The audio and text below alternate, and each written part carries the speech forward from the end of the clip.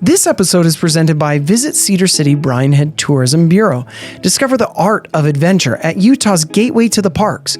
Cedar City is within a few hours' drive from 6 different national parks and monuments, and only 30 minutes from fresh snow at Bryan Head Resort.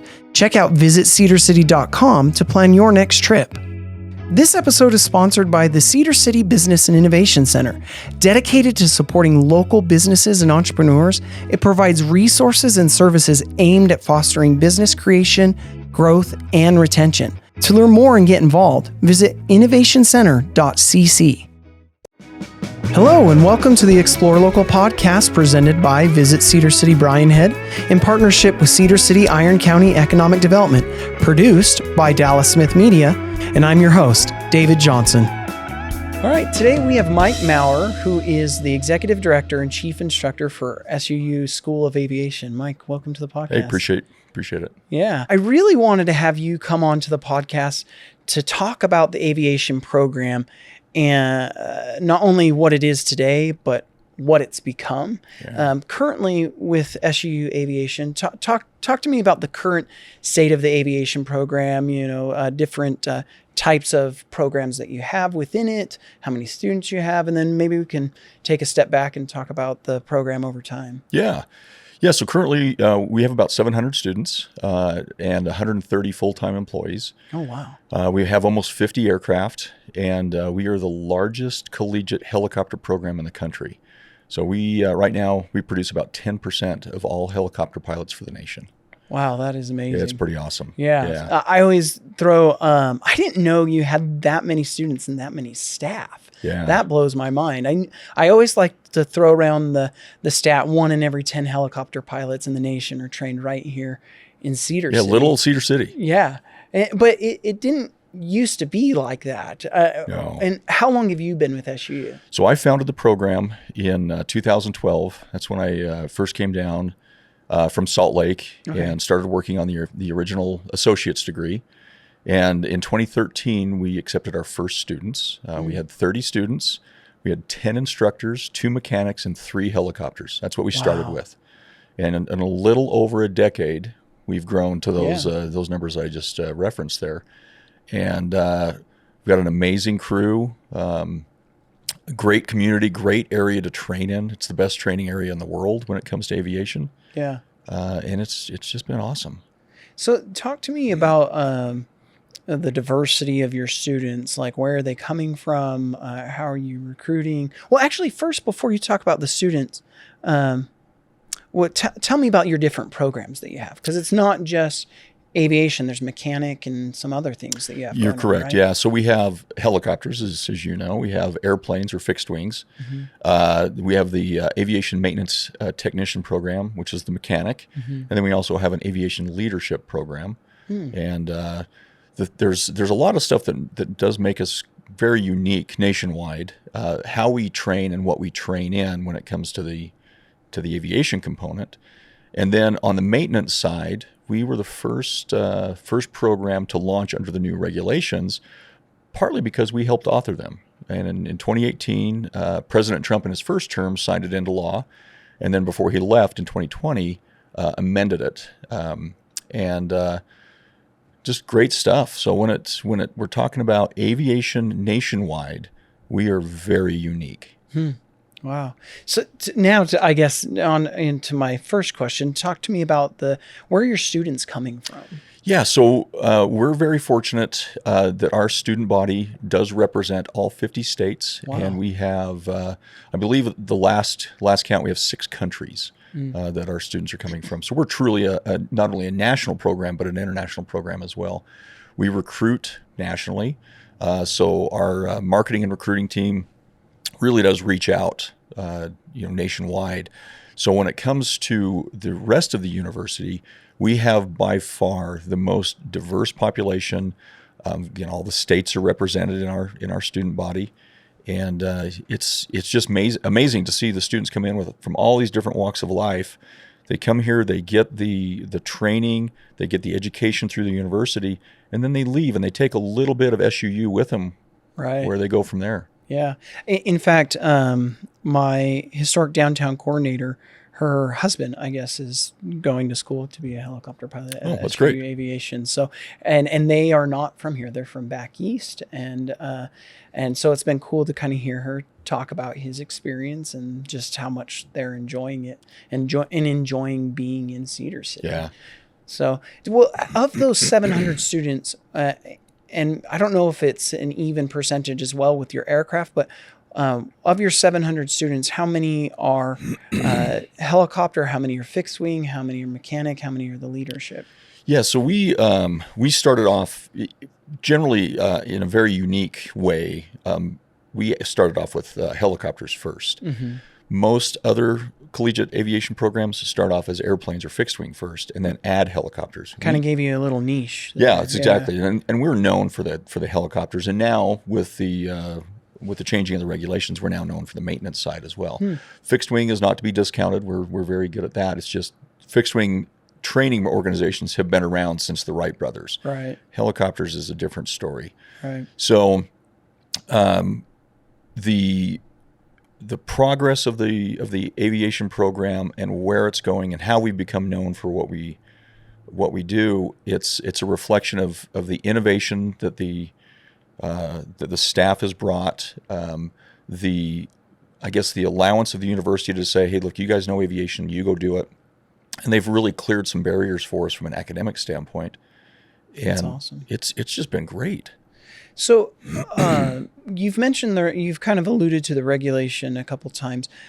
Maybe tell us the backstory of that. What is the regulation that got changed, and what instigated the needs for those changes? And because from what I understand, the regulation had been the same since like the 60s. Yeah. And SUU Aviation, you and your team helped get some of those changes written into law. Yeah. So the creation of SUU's aviation or SUU Aviation's AMT program really came out of necessity. Aviation mechanics are incredibly difficult to find. And while we all love Cedar City, if we're out recruiting folks to come from, say, Florida and come here and be a mechanic for us, nobody's heard of Cedar City, and we want to change that, right? And so to recruit these mechanics from other parts of the country to come out, it was proving to be very difficult. So we said, look, let's just start making our own.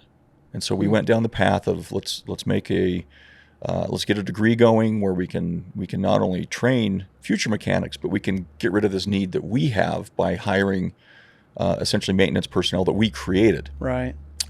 Well, in looking at what we were going to have to do to start that degree, it became evident that creating a maintenance training program under the old regulations, and as you've alluded to, the last time they were revised was in the Vietnam era. Wow. And just think of how much aviation has changed since Vietnam till now. Yeah, just a little bit. Just a little bit, right? There's aircraft that have been created and retired in that time. Yeah, exactly. Yeah. Yeah, and so what we were faced with is creating a program that we had to teach students how to work on fabric wings. Nobody makes fabric wings anymore. Wow. Radial engines. When you think of the big bombers from World War II, they operated massive radial engines. Nobody runs radial piston engines anymore. It's just, you see them in museums. You don't see them on the flight line. And so our regulations or our guides were museum worthy. Yeah, exactly. We should frame that and put it in a little museum at SUU. Anyway, sorry. No, that's exactly what we were faced with. And so to say, hey, we're going to start creating these mechanics, but we have to do it under these old regulations where we have to focus on stuff that's antiquated. It didn't make any sense. So we're very active when it comes to lobbying and doing stuff in Washington, D.C. And we said, look, let's go through and change the regulation before we start this. So we worked with some of our industry partners and said, look, what do you want to see the mechanics when they graduate? What do you want them to be able to do? And how do you want them to be able to interact with your organization? And how can we tailor that for the industry? Yeah. And that's literally where we started. We want composites. Excellent. We want folks with helicopter experience, which was really an afterthought when it comes to other maintenance programs. Helicopters, it's just an add-on. Yeah. It is one of the most difficult things to work on. I mean, you hear the joke that helicopters are just a formation of parts, flying really close to each other, right? That's really what it is. But the dynamics of helicopter maintenance is so much more complex than airplanes. So we started with a focus again on helicopters. It's what we're known for. And then just updated everything from a training standpoint. And it was signed into law through the FAA reauthorization. And it has our stuff all over it. And it's just an amazing thing. Yeah. And that's really what started it. It was a need that we had as an organization. But then also getting these graduates out to the industry ready to work instead of having that organization have to now train them to do what they needed them to do. Yeah. So our folks are really turnkey. That's awesome. Without diving into politics per se, what were hurdles that you had to go through or steps you had to take to make that possible? Because regulation that's been status quo for decades on is a lot of times hard to change. It is. So bureaucracy and bureaucrats do not want to change. Sure. Because it means work. Right? and so something different than what they know as well. It's right? exactly right. Right. We're going through and we're changing in some cases these paradigms that have been in existence for decades. Mm-hmm. And so to go in and say, look, the industry has to change. Right. We're not producing folks that are ready. Nationwide, we're not producing folks that are ready to go into the industry. And we're relying on the industry to then do the training on the backside. It doesn't make any sense. Yeah. And so from the political standpoint, to say there is a nationwide need to make this change, it will benefit everybody, and it's time. And so there was a bit of an uphill battle because, again, people don't want to change. Yeah. It's easy to stay status quo. Right. But status quo doesn't get you anywhere either. Yeah. My opinion of status quo is typically if you're staying status quo, you're actually slipping back and falling behind. That's exactly right. I mean, why everything else is passing you. And I've used this example. I can't remember another podcast episode, but it's like Blockbuster, right? Mm-hmm. they couldn't get it together. I always joke too about even if you remember in the 90s, the .com era, all these .coms came out and only the strong survived, and social media and any kind of business. If you aren't looking at the way to evolve, now that's not to say that there aren't key factors of doing what you do best. You don't want to, some companies and organizations spread themselves thin trying to be everything to everyone, but it's knowing what your niche is, doing it well, and being able to adapt with the needs and the demands that evolve around you as well, right? Yeah. So when you talk about the change of aviation, it's 9-day difference. Oh, very much so. 60s. Very much, very much. Well, so you talked to with the mechanic program. I know my office, we receive funding through the state to support rural economic development. And part of what we use that funding for is we allocate it toward creating a workforce pipeline. And one of those things that we did was partner actually with SUU Aviation on, I think, 2 different years toward the mechanic program. Can you talk about what that funding was used for, and then maybe even dive into the program itself? Yeah, so the funding that we were able to partner on, and that's something I need to touch on real quick as well, is the local support. Iron County is a fast-growing, innovative. I mean, really, when we're looking at the rest of the state, I think it's Washington and Iron County are some of the fastest-growing areas, right? With the inland port coming, like folks want to see growth here, and they want to see improvement for everybody. We increase the tax base, we increase opportunities for folks here. It's amazing to watch this grow. And just the 13 years since I've been here, it feels like the city has just blossomed. It's really, and not just residentially, because that's where everybody's minds tend to go, but with job opportunities and commercial businesses and things like that coming in, manufacturing, there's been growth in a very holistic way, which is great for the community as a whole, multi-generational, for people that want to continue to live and work here. Yeah, that's exactly right. So when the maintenance program launched, and it was really unfortunate, from a timing standpoint. We finally got the regulations approved to where we wanted them. We got the approvals from the state and from the university to launch that AMT program, the Aviation Maintenance Technician program, and COVID happened. Yeah. And I had a feeling that's what you were going to say. If there was a worse time to launch a new program, we probably couldn't have found it. Right? It was horrible, and getting students to move, getting local individuals to just come to school, it was a really difficult time. Yeah. And so we did struggle a tiny bit with the first couple classes, simply because it was just hard to get people here. But with the grants and everything else that we were able to partner on and get, what we did is we started to get equipment. We started to get equipment that other schools didn't really have. And we think of simulators for pilots. Right. But you rarely think about simulators for mechanics. And so with some of those dollars that we picked up, we have systems that the mechanics, I mean, they're simulators. We have landing gear, we have fire suppression, we have anti-icing, we have various engines. And it's really neat to watch the students go in and work on this piece of equipment or this aircraft system. And then the instructors can go on the backside and either turn things off, break things, whatever. And the students on the front side have to figure out what just happened, have to troubleshoot it.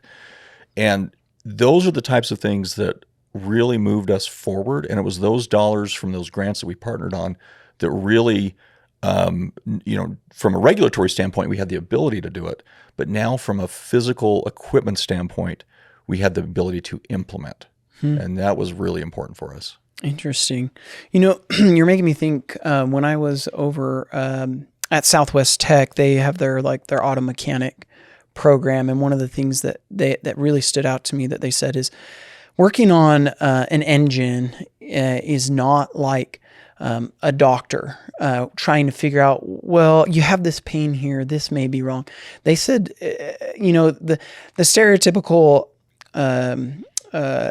comments about mechanics, they're just going to charge you because they can't figure out what's going on. They're like, that's false. A good mechanic should be able to pinpoint precisely what is wrong, replace the part or whatever it is, make that change, and have you running just as you were before.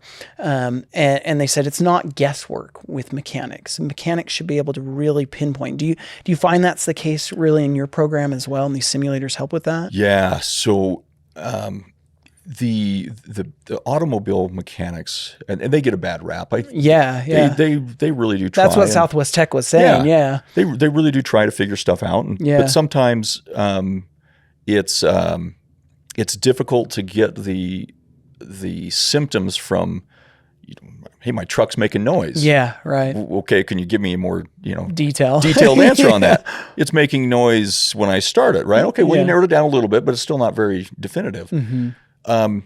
So that is something that is hard to do, and it's almost an art to decipher what either the driver or the pilot is experiencing. Oh, yeah. And so there's a little bit of they have to interpret a little bit and say, okay, well, based on what this person's saying, I can start looking in these areas here, and then I can dig a little deeper. So there's some complexities to it, but it is kind of an art form as well. The mechanics, and this is I think really where we diverge from an automobile mechanic to an aviation mechanic. It's almost like they're working in a lab. It's very clean.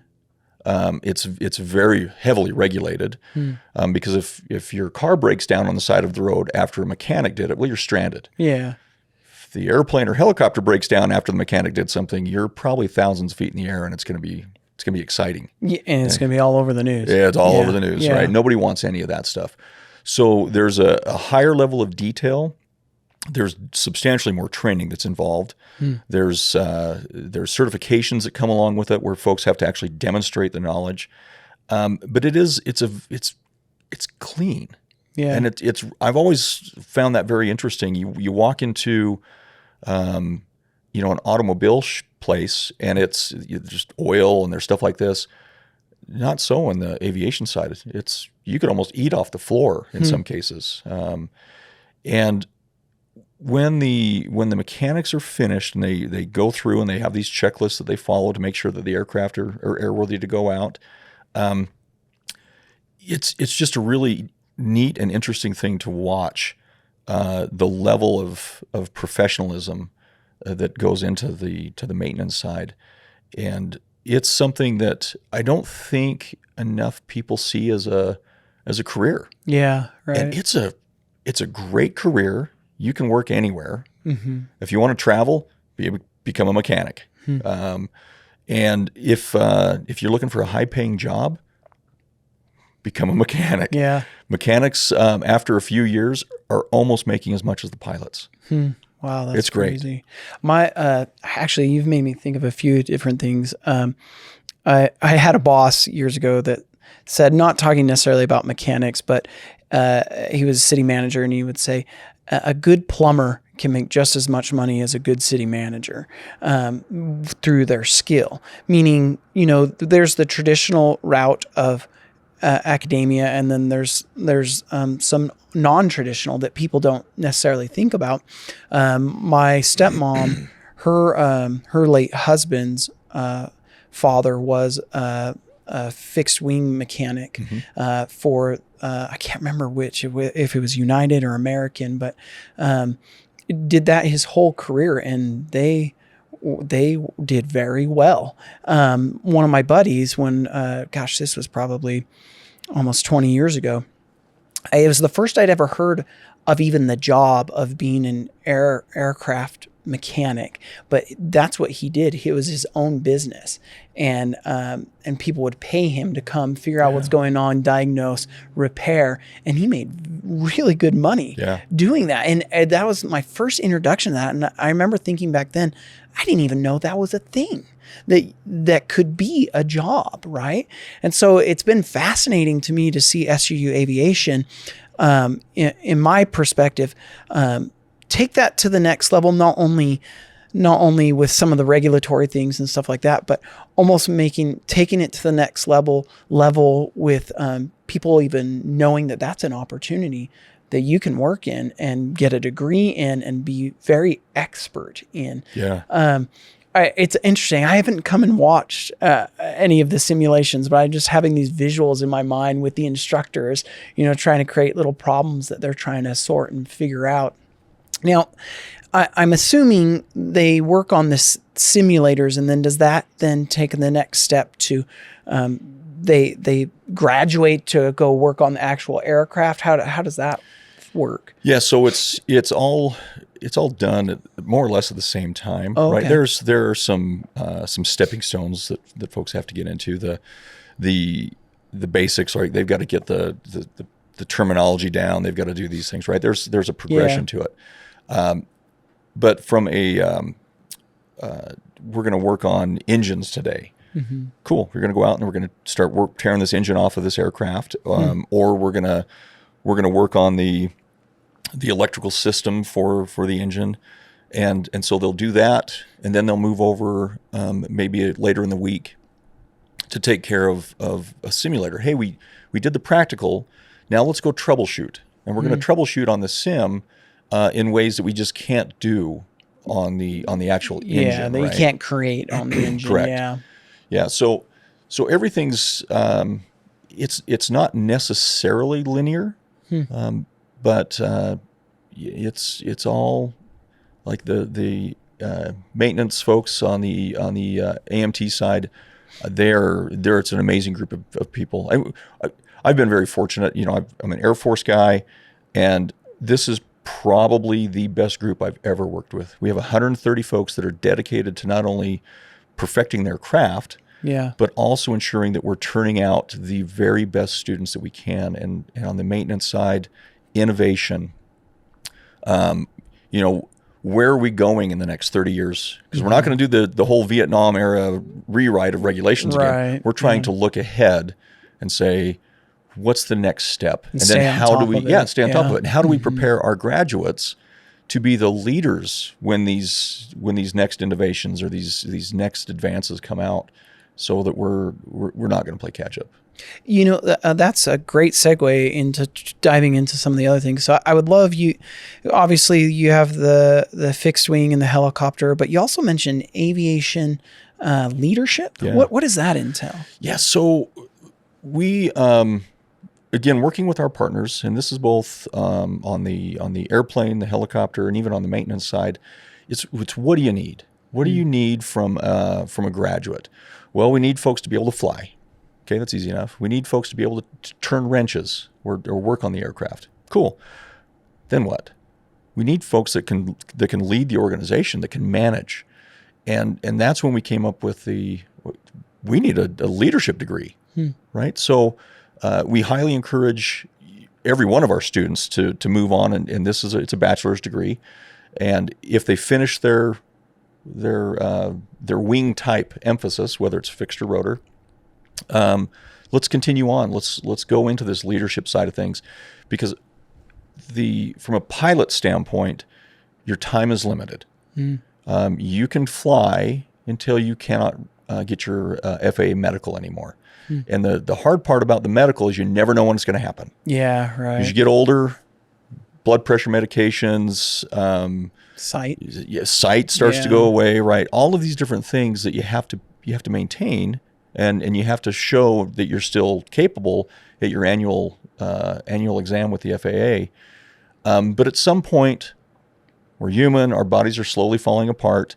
We're not going to be able to get that medical anymore. Yeah. Well, if you've got 15, 20 years into your career and suddenly your flight ability just got taken away, now what? You're right. You better have something to fall back on. And that's another reason we looked at this leadership thing is you want to be able to go and work for an organization. And then if your medical goes away, or if you're lucky and it doesn't, to be able to advance in that organization. So now not only are you valuable from a flight standpoint, but now you're valuable from a leadership standpoint. Yeah. So, and same thing on the maintenance. The maintenance doesn't have a medical that is required, but that was one of the big emphasis that we got from the industry was we've got really good people that can get out there and make sure the aircraft are flying, but we don't have anybody to lead. Okay. It's interesting to hear you say that, because it's so true. If you have your ability to fly taken away, it would be such a waste to take all of that experience in industry knowledge, and just let it go by the wayside. And through a leadership program, you can continue to channel that and apply it for those coming behind you as well. That's right. So that actually made me think of a question with the fixed wing, the helicopter, the mechanic. Are those all bachelors? Are those associate? What are the certifications and the degrees associated with the different programs? So it's a little bit of everything, actually. Okay. So we have associates and bachelors in fixed and rotor. We have an associates on the aviation maintenance side, and the original dovetail, if you will, from the maintenance side was to move them into the leadership, but it's open to everybody. And what we're finding is more and more of the pilots are moving into that as well. So that's cool. Yeah, it's a pretty awesome degree, but yeah, we have everything, associates, bachelors. We even have some graduate level courses. We are slowly working toward a graduate program. I was going to ask you that. Yeah. I know my brother-in-law, he's a pilot, and he's obviously started at a flight school and fixed wing, and the hope was to be a commercial airline, or fly for a commercial airline. But then he got his pilot's license, and he'll have to forgive me if I'm mistelling this, but I think in order for him to be a captain or something, he needed a graduate level as well. There was something involved with that, so he went and got his MBA, and I think maybe it was to make him more competitive. Yeah. So as you've been talking, that's been going on in the back of my mind, especially with the leadership program. It'd be so cool to see that be a graduate degree, a master's degree. Yeah. And I don't know if that's kind of where your line of thinking is, but I'm just armchair quarterbacking here, knowing nothing. No, that's exactly right. Some organizations do want to see their senior leadership with graduate level degrees. Yeah. And one of the big drivers for us is we hate Well, so we love to see our students stay at the university and go to other programs and get their graduate degrees. But the one thing that's always been a little painful for us is we spend 4 years with these students, and then they go to another degree program. Well, somewhere else. We want to keep them. Yeah, right. right. And so while we advocate for them to go to other programs at the university, we would just soon keep them in the School of Aviation. Yeah, for sure. And so that was one of the big driving decisions behind let's develop some of these degrees on the graduate side. Yeah. So not only can we serve the and meet the requirements for some of these other organizations that do require a graduate for leadership, but also to capture and retain some of our students that are looking to advance. And we're a university. We believe strongly in education, and we really believe that while you're here, you should get every bit of education you can. And so that the graduate program, especially for my senior staff, I think the majority of my senior staff has graduate degrees. So that's awesome. Yeah, it's a great thing. So for students they're interested in aviation, they're maybe debating between fixed wing, helicopter. Talk through maybe what are the pros and cons of each, and what might help them decide which route they would like to go. Yeah. So it's a big choice. And I'm going to try to explain this without sounding completely biased toward helicopter. Yeah, I was actually going to throw that at you. It's like, overly biased helicopters. Mine might be a little. I've been doing it for almost 20 years. Yeah. Do you fly both? No, just helicopter. Okay. Yeah. I have a little bit of time in airplanes. I found them incredibly boring. By comparison, no bias at all. There. No bias, right? But they're very different. Airplanes go fast and far. They can carry a lot of weight, and they can do a lot of really amazing things. And they're also more systems related. So I would suggest that if somebody that's looking to move into aviation and they don't know which wing type they want to go into, are you more computer oriented? Do you like working on systems? And do you like managing those systems? That's probably going to point me toward an airplane, right? Because that's really what it is. You point the nose, you play with the computers, and you go. Helicopters, the mission type is very different. We're going to stay close, relatively close. We've got a radius. A lot of EMS companies will put a radius at about 150 miles. Oh, wow. It's not very far. Yeah. Right? But the difference is we can land anywhere. We're limited on weight because of how our how the aerodynamics work, and we are ultimately limited by how much thrust we can create and the altitude and all these different things. But the outdoorsy person, or somebody that is more inclined to maybe a little bit more in the public service. So if somebody is like firefighters, police officers, former military, they tend to gravitate toward helicopters. Now, if we're talking pay, right? Everybody wants to know the pay. Yeah.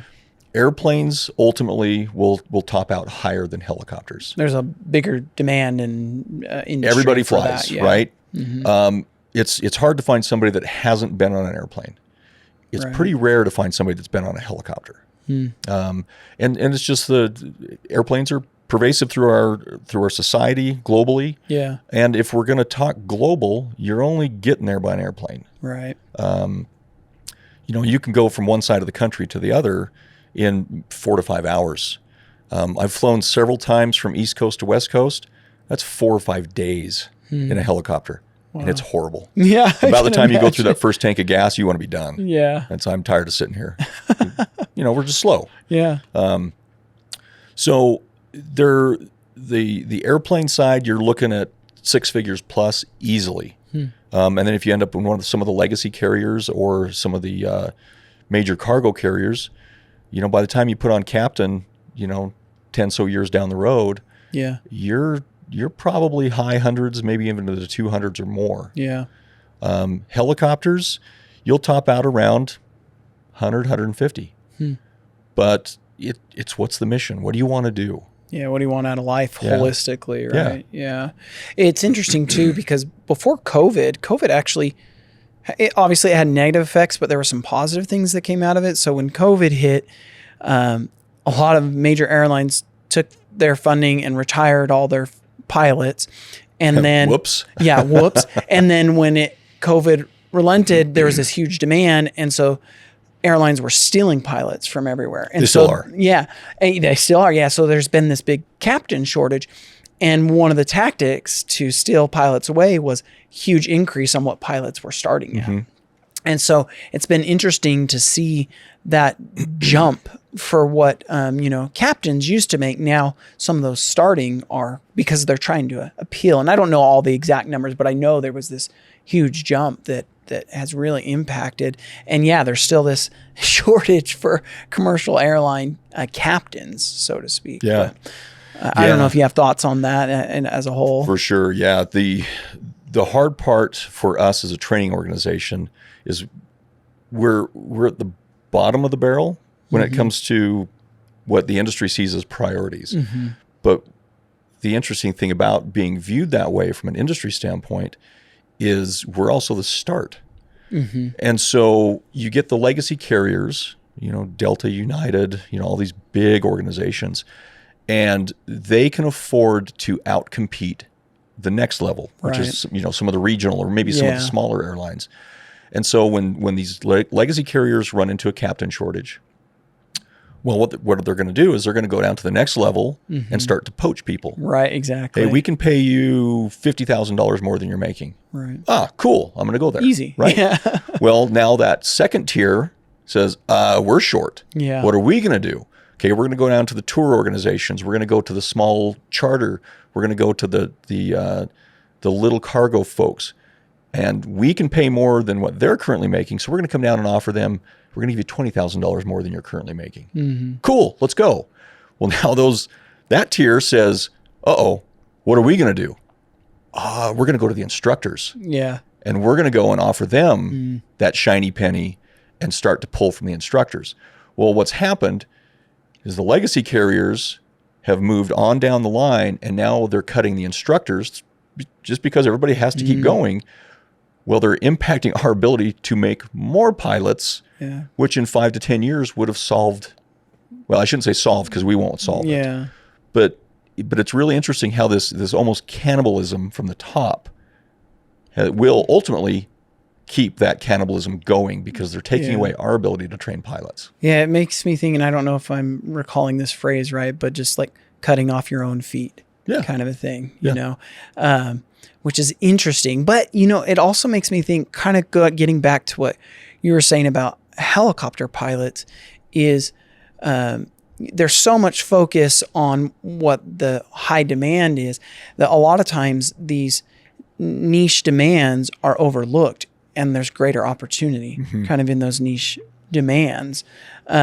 Niche, however you want to phrase it. Tomato. Vase pause, So now go ahead, buy us away. Let's hear all things helicopter and what makes it great and why you love it so much. And then I want to dive into who is Mike Mower? How did you get into it? But first, give us the love of flying helicopters, and then let's dive more into you a little bit. If you've had an opportunity to fly, and the folks listening, airplanes are neat, right? You get 36,000 feet, you look out the window, hey, there's clouds. I can kind of pick out this canyon, or if it's at night, I can see the city, try to figure out where it's at and where you're at. That's airplanes, right? You're above it. Helicopters, you're in the canyon. And the first time from a helicopter standpoint, you get to chase a bad guy. And that's something that we're very proud of. We were the first in the nation to do this as well. Really? The Iron County Sheriff's Air Operations Division. That is operated by SUU Aviation. That is awesome. It is such a cool thing. Yeah, I was going to ask you because I know you have the sheriff's patch. Yep. Yeah. Yep. So all of our senior pilots are deputized, and so when we get to chase people that are coming into our community, and whether it's drugs, whether it's violent offenders, whether it's kidnappings, carjackings, high-speed pursuits, and that's where the helicopter comes in.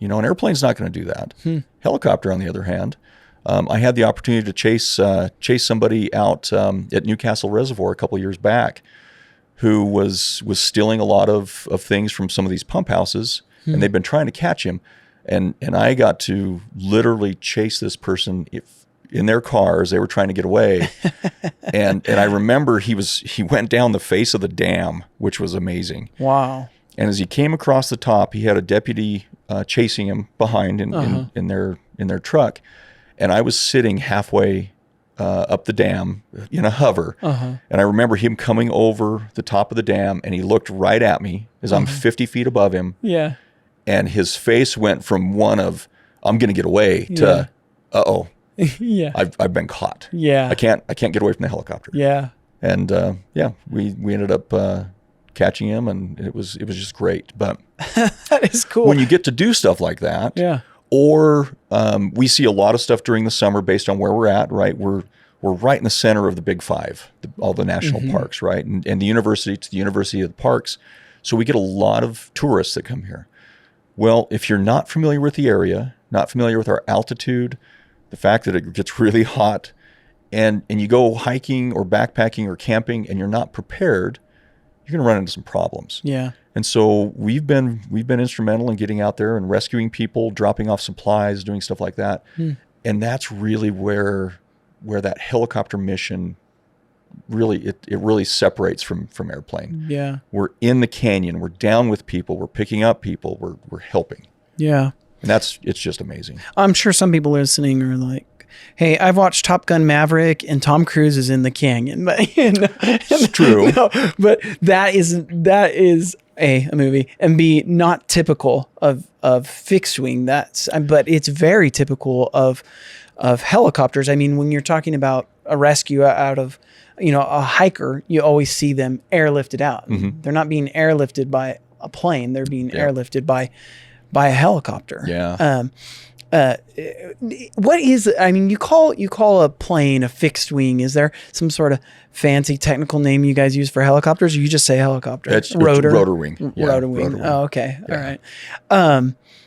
Tell me, well, yeah, actually first I want to talk a little bit about kind of some of the future of aviation. And then I do want to dive into kind of your career. Okay. But since we're on the note of helicopter, these manned drones, so to speak, and I'm forgetting what they call them, what they're trying to do when the Olympics come in, the advanced air mobility. Yep. That's what it is. How does that play in and into the aviation world? And I feel like it has more of a cousin relationship with helicopter than it does anything else. So talk a little bit about that and your thoughts on that and where that's going. Yeah, so the Advanced Air Mobility Initiative, which right now Utah is doing a very good job of really trying to lead out on that. We're slowly moving toward the Jetsons. Yeah, right. Exactly. We're eventually going to have a some sort of vehicle that can get us, to the top of a building. Well, and that's the vision for the 2034 Olympics, is to create these advanced air mobility sites where during the Olympics they can just and take people to where they need to, like the Jetsons. That's exactly the perfect example. Yeah. Sorry, keep going. No, that's if we can move traffic from 2 dimensions to 3 dimensions, we free up a lot of space, right? And we can get rid of a lot of the traffic, as it were. So the advanced air mobility initiatives that are out there, it's great stuff, and we will eventually get there. Yeah. The problem we're running into right now is that the technology is outpacing the regulations, and this is going to be this is probably going to be a very big hurdle as we move forward, and it'll eventually get figured out. Yeah. But all aviation regulations, we like to say, they're written in blood. Right. We have a regulation because somewhere somebody got killed. Something happened. Or right, something serious happened. Yeah. And so these regulations come out to protect the public. When we're talking the advanced air mobility, picking somebody up in downtown Salt Lake, as it were, and flying up to Park City for the Olympics, or going to the ski jump venue up there. Yeah. If we do not have the regulatory guardrails in place, and something happens, what it will end up doing is it will first off, everything's going to stop. Mm-hmm. And now it's going to set everything back. It's better to have those guardrails in place first to ensure that we have proper and safe operation before we jump off the cliff. Right. And right now there's some amazing stuff from a technological standpoint that's coming out. But unfortunately, I don't think we're quite there from a regulatory standpoint. Yeah. Well, it sounds like your team has a little bit of experience of addressing some of that. And so trying to evaluate and look at that. Hopefully maybe from the state's perspective, they are, if they're not working, they'll be reaching out to your team to say, hey, help us with this, help us figure this out. Because like you said, the technology, and that's one of the things that's been on my mind about it, is how do we, is the regulation catching up with the technology? Because you just look at even just when the recreational little hand drones came out, there was all these questions of like, well, how's this regulated? And then FAA came out with different regulations, and I've not kept up with it, but I feel like it seems like, well, now there's certifications, and then some things were loosened well, you can fly it here, but not in these areas, or not over crowds, or not in a national park, or whatever the thing is. And it's trying to sort out that spaghetti just in the recreational drones, right? Yeah. And so. Yeah, so Utah, and I think maybe it's a publicity standpoint or an error we've had there, but Utah, from a national standpoint, is really one of the leaders when it comes to aviation. We've got several major defense contractors. We've got space systems that are being, Northern Utah, right? Like some really amazing things. And we've got 3 universities in the state that have flight programs, right? And Utah's almost this hidden gem of aviation, and I think nationally it's not recognized. So I think we as a state need to do a better job of promoting that. Yeah. But when it comes to this advanced air mobility, I think the state is also poised to really lead out on this. Yeah. And we do have the big opportunity to come up with the Olympics and how to really showcase, what the state is capable of and what we have been doing. So not only from, my perspective from a training standpoint, but gosh, we need to get on the map. Yeah. When folks think of Utah, they think of, the parks, right? They think of skiing, but they should be thinking of aviation. Yeah. Well, in aerospace and defense industry as a whole too, for example, we have American Pacific out here. They are the #1 producer in the world of ammonium perchlorate, which is the primary ingredient for solid rocket motors. Yeah. From everything from the little rockets that you can buy that you see in the movie October Sky, to DOD missiles, to NASA launches, right? And the #1 producer of that in the world is right here in Cedar City. We're and 5 miles from it, right here. Yeah, exactly. There's just really not this understanding. And that's one of the reasons why, too, I wanted to bring you onto the podcast is I don't think there's this understanding of what a robust program we have and an offering we have that's not like anything else in the nation. And when I tell people, 1 in every 10 helicopter pilots is trained here in Cedar City, from people who are involved with aviation here in the state or are decision makers on the state level, they turn and they go, 1 in every 10 helicopter pilots? Yes. Yeah. Right here. I think you're absolutely right. I think it's a hidden gem, whatever phrase you want to use. It's just not known and understood enough. And every time the conversation about advanced air mobility comes up in the state, because I'm involved in a lot of those conversations or whether directly or indirectly, I say, you really need to look at Cedar City and Iron County. If you're going to have these advanced air mobility during the Olympics, or you're shooting for that, if you're going to have, 4 or 5 sites in northern Utah, you got to at minimum have a couple in southern Utah. And at minimum, you need to be talking to SUU Aviation, who's going to help you be able to facilitate such an offering or however you want to call it, a service or whatever. But I mean, it's a huge, I think will be a huge undertaking, but Anyways, I'm blabbing now. It's great. Totally. It's all good stuff. It's good. But okay, so what I want to do is I want to find out, how did you first get in aviation? Sounds like you were in the Air Force. So talk to me, what sparked that for you and getting into it, and maybe feel free to blab about some of your early experiences. I'll start blabbing. Yeah, please do. Yeah. So I went into the Air Force with the intent of flying. Is that something you always wanted to do as a kid? I always wanted, like as a kid, and I think most kids at some point are like, this is what I want to do. I want to fly. Yeah, I at one point too. That's all I wanted to do was actually going in the military and fly. Some of the aircraft and things like that. So yeah, so it's so I went in with and speaking with the recruiter. Hey, if you go in and you do this job, then you can transition to become a pilot. And I didn't find out until afterwards, the joke is, how do you know when your recruiter's lying? So their lips are moving. Yeah, yeah. Right? I was going to say recruiters never fully paint the right picture. I'm a military brat, grew up in the military 20 years, so I know all about it. So I went in, and I absolutely loved my time in the Air Force. It was amazing. I didn't fly. I actually worked in a lab, worked in cryogenics, which was weird. Interesting. It's pretty cool. Yeah. I threw my camouflage uniform on every day, and for the folks that are familiar with uniforms, I put on my BDUs, battle dress uniform. Yeah. And a white lab coat. It was the strangest thing. Interesting. How many years were you in? So I was in for 6. Okay. And it was a great time. My wife and I loved it. It was just an amazing time for us. But I always wanted to fly. So after we left active duty, we started my wife and I started a research and development business in cryogenics. Oh, really? Which was my training in the Air Force. Briefly explain cryogenics for those that don't know. So the military utilizes cryogenics to liquefy the atmosphere and distill the atmosphere. So liquid oxygen, liquid nitrogen, and then they use that for various systems within the airplanes and in the maintenance shops and stuff like this. But there's a whole nother side from a cryogenic standpoint.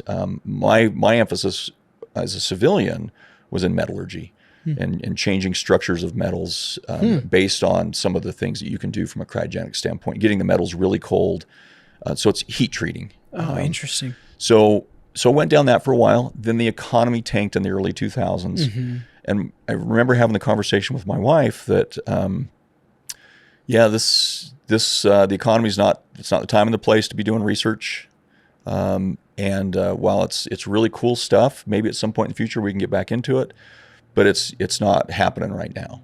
So we sat down and had that tough conversation about what are we going to do from a business standpoint. And I remember she said, you always wanted to fly, so go fly. Hey, that's awesome. Sounds like I just got permission to go do this. That's so awesome. I started, right? And we're coming up on 20 years since we had that conversation. And where did you go to learn to fly helicopters? So I was in Salt Lake International. Is where I learned how to fly. Now in the military, I had the opportunity to go fly in an F-16. So I broke the sound barrier, which was really cool. Really? Was able to. I pulled 7 Gs, and then I pulled a -2, and then immediately threw up. It was bad. So probably good that I didn't go into flight when I was in the military. It was tough. But yeah, I was able to. I can say that I broke the sound barrier, which is awesome. Did that over the Idaho-Nevada border. That is cool. Really cool. Yeah. I started flying with my wife's undying support for the struggles that come with it. Sure, yeah. And it was awesome, right? We started down that path, and we fast forward a couple years. I had an acquaintance here at the university, was the former provost, who's now actually back in the Mideast running a big school in Bahrain. And he reached out and said, hey, SUU we're interested in starting an aviation program. Would you be interested in starting it? Now, the funny thing about that is a week before that, I'd received a job offer to go to Hawaii. Really? And fly in Hawaii. Oh man, that's hard to pass. So yeah, it was. So the conversation with my wife at that point was, okay, do you want to go to Hawaii, or do you want to go to Cedar City? Yeah. And we talked about it for a couple days, and really what it came down to is she's from Utah, I'm originally from Wyoming. Okay. But we're from the West, and all of our family is here, and we had 2 young kids, and one of which has just graduated the aviation program, which is really awesome. Yeah. But it was, do we move to Hawaii, which will be really cool and really neat for probably a year or 2, or do we go put roots down in Cedar City? And we obviously chose Cedar. That's awesome. So that has to say something. We chose Cedar over Hawaii. Yeah. Right. And here we are, a couple of years later, well, more than a decade later, and with the group of people that founded the program, and my wife was initially part of the program. She was the HR director. Oh, really? For the aviation program. So we shared the same office for about 5 years. Huh. And I'll tell you, that's God bless her, because she not only had to put up with me during the day, but also at night. So she never got away from me. We had a little experience on the cryogenics doing that together, right? Yeah, she was really supportive on that, and kind of showing, her age. You never say a lady's age, but she was an HR director for AOL in Ogden at the time. Yeah. So AOL, what's I always that? giggle when I see somebody that still has an AOL email. Like, seriously? Yeah. Yeah. So she was really supportive, throughout the whole thing. Yeah. And when she left AOL and came over to the aviation side and did the HR for that, it was really cool. She's an amazing person. Love you, Julie. That's awesome. But yeah, it's just been a great ride, and I've had some amazing opportunities to not only start the program, but to work with some of the most amazing people I've ever encountered. Yeah. And the opportunities from how do we advance aviation, right? We've got to work on really cool things to advance aviation, to grow the program here in the university, to be have this massive economic impact to Iron County. We're approaching $80 million annually from our economic impact to Cedar City and Iron County, from something that did not exist. That's just the aviation program. Just aviation. Yeah. We have about an $11 million payroll. We have, like I said, 50 aircraft. We have students from across the country. That is so right, cool. And they're all coming into little Cedar City. But I was fortunate in some of my other experiences. We've been able to travel to Asia to grow our reach in these other countries. Partnerships in everything from training international pilots to right now we're exploring how to do anti-poaching in Africa. Wow. We went to South Africa last year to the Kruger National Park to see how we could not only help take care of rhino poaching, but how we can also start to send some of our students to Africa. That is so cool. So crazy, right? Yeah. And the person, to think if you would have gone to Hawaii, that wouldn't have happened. Wouldn't have happened, right? Yeah. And on the some of these I never would have thought it would have been possible. But the individual that went and developed aerobatics for helicopters for Red Bull taught me how to do it. Really? Yeah. So I can fly a helicopter upside down. That is so Which is crazy. Yeah. That is so cool. I just keep thinking, what an amazing thing. Because you never know sometimes when you step into something. There's so usually people, you hope, have visions of what something can be. But you never know how it's going to fully play out. And to see something grow from literally nothing, ground zero, to training 1 in every 10 helicopter pilots in the nation in 13 years. 13. That's just unreal, the progress that's been made. And I think it also goes back to something you said in the very beginning, something I constantly emphasize on this podcast. is the support and collaboration here in Iron County to bootstrap things and make them successful. Yeah. So the team that we have over at the hangar complex, just an amazing team from my chief pilots to my maintenance director to my aviation maintenance technician training director of operations, the deputy director, marketing director, like all of these folks are just absolutely amazing people, visionary, hardworking. And one of our favorite words is no. We love to be told no, because what we're going to do is we're going to figure out how to get around no, and then we're going to poke the person in the eye that told us no. And that's how we've advanced, right? That's how we've moved forward. That's how we've become, that's how we are innovative, right? We're always looking for, somebody that tells us you can't do it. Watch. Yeah. We're going to do it. I love that. Well, I guess to kind of wrap up, two things, I think. First, there's a cool event that we do every year when we're talking about helping showcase what SUU Aviation does and showcase the area. We do a really great event here, and I say we, but really SUU Aviation puts it on, and that's Fly Iron County for our state legislature. Can you talk a little bit about that and what's kind of the intent behind that? And it's so fun to be a part of. It is. It's a really cool thing, and the support that we have from campus, and we're part of campus. We're just separated by 3 miles. Sure.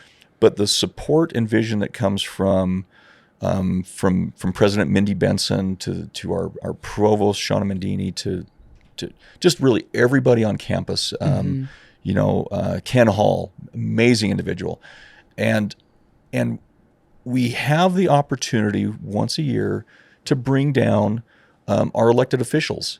And we not only showcase Iron County, which is really the major push for that is what's this little rural Utah county doing? Yeah. We're doing some amazing things. You need to come look.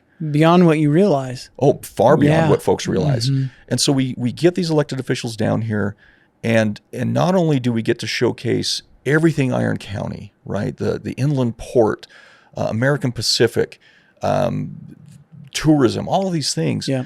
But here's this rural university in the middle of nowhere. We don't think it's in the middle of nowhere, but everybody else does. And how that's the perception. It is a perception. We're Cedar City. What the heck, Cedar City? It's a rest stop on the way to St. George. No, we are far better. We're actually the second largest population in southern Utah. St. George, Cedar City, Washington City. Oh, I didn't know that. That's really cool. Yeah.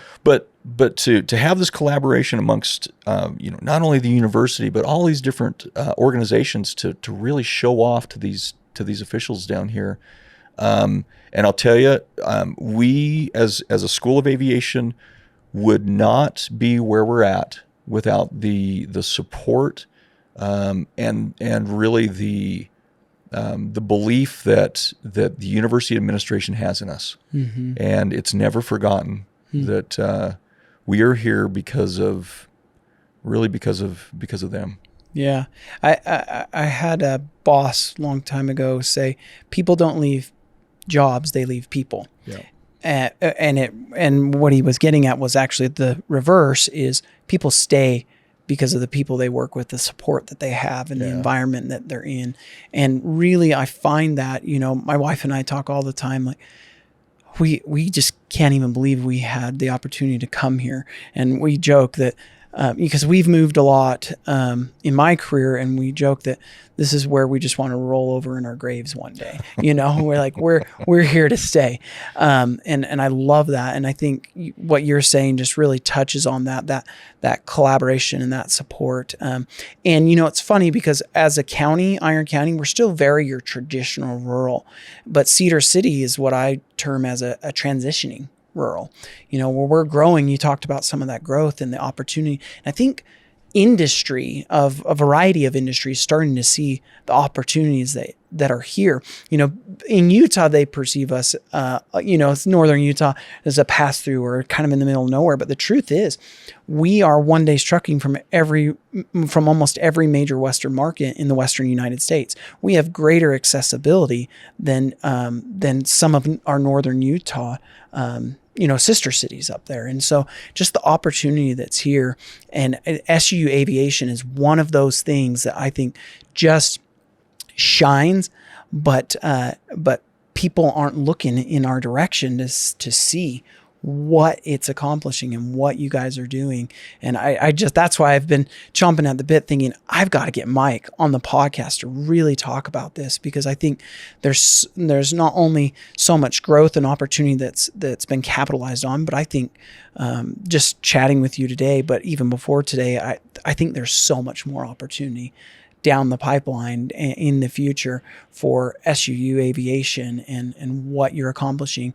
And really, in my perspective, laying a groundwork or a model of what can be done in other areas. And hopefully we're always at the forefront of that. Yeah. If I was to sum up the what I would consider the folks in Iron County and Cedar City, I've been all over the country. I've been all over the world, and innovation and work ethic is what that's how I'd classify Cedar City. Yeah, those are two perfect words. The only one I would add to that is the collaboration on that. And I think it derives from innovation and work ethic. It's a good three-legged stool of what we have going on here. For sure. So. Well, Mike, anything else that you want to share or thoughts before we wrap up? If I just leave a parting comment on the School of Aviation at Southern Utah University, it's the best in the country. And, as the U.S. is really leading aviation, I'd like to say that we're probably the best in the world. We've been recognized by several organizations outside of the country. One of the latest ones was the Swiss training organization that really governs how helicopters are flown in Switzerland. And we've been asked to collaborate on a training program from a national standpoint. Wow. And out of Cedar City? Yeah. Who would have thought that? Yeah. Right? And so, the school it's thriving, it's growing, it's important not only from an Iron County standpoint, but from a national and global standpoint. And really, I can't emphasize how much the team at the School of Aviation is doing and has done and will continue to do. It's amazing. Awesome. Well, thank you so much. Mike Mower, Roach, Executive Director, Chief Instructor for SUU Aviation. Thank you so much for taking the time and coming on. All right. Appreciate it. Thanks.